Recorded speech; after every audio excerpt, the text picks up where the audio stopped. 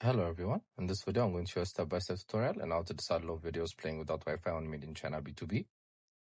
So first we're going to go to the app, then click on my account once we've logged in.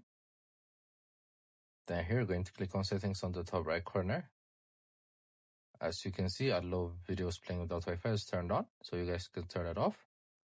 So it's an easy step, it's an easy tutorial.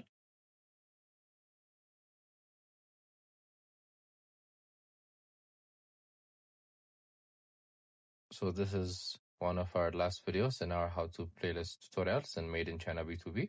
So you guys make sure to check our other videos out.